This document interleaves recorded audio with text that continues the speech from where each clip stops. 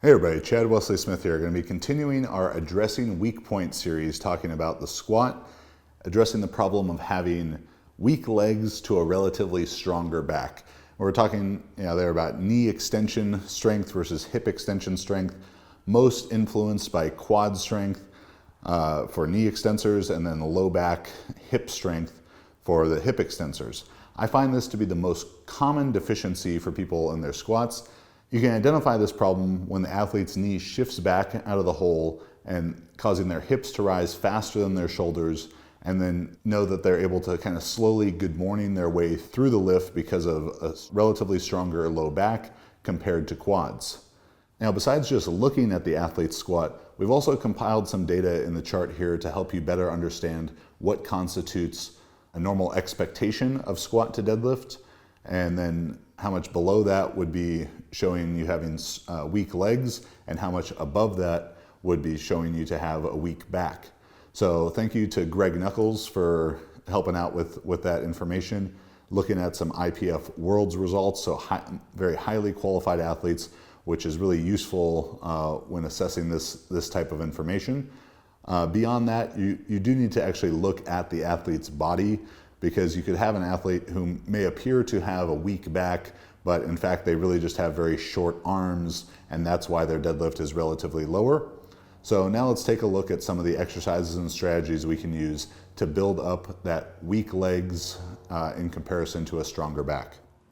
The most effective way to bring up leg strength relative to the back will be to train the legs directly with movements that don't involve loading the back, where the back can't take over and move the weight. This is going to be best done with belt squats. Belt squats are our favorite exercise for this purpose because all the weight is on the legs. You can't move it with the back, and they can be performed for very high volumes, which usually athletes lacking leg strength, quad strength, are really going to benefit from. Performing sets of 10 to 20 reps following your primary squat training will be a good way to approach the belt squat. Make sure that the belt hangs low off the athlete's hips so they can keep their torso upright and feel all the pressure in their quads. Leg press and hack squats, though often maligned in the powerlifting community, can be really effective for this purpose as well. Similar rep ranges, maybe 8 reps up to sets of 20 or even 25 following your primary squat training will be beneficial here. You can adjust your foot position to ensure that you're maximizing pressure in the quads without aggravating your knees.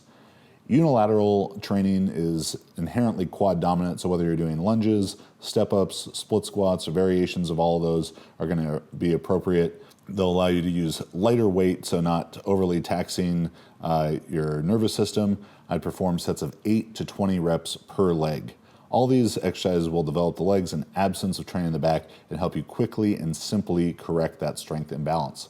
From a technical standpoint, it is particularly important for athletes with relatively strong backs to emphasize keeping their knees forward out of the hole. Because of their strong backs, there's a tendency for the knees to shift back early, so allowing the back to do more work in the deeper positions of the squat where the back isn't as well suited to move the weight. So keeping your knees forward will allow the quads to be utilized where they are best suited and the back to take over later in the movement. For more information on that, make sure to check out our Squat Pillars series. Thanks for watching this Addressing Weak Point series on the squat. If you want to learn more ways to improve your squat, check out the Squat Manual by yours truly. And we also have bench and deadlift manuals available as well.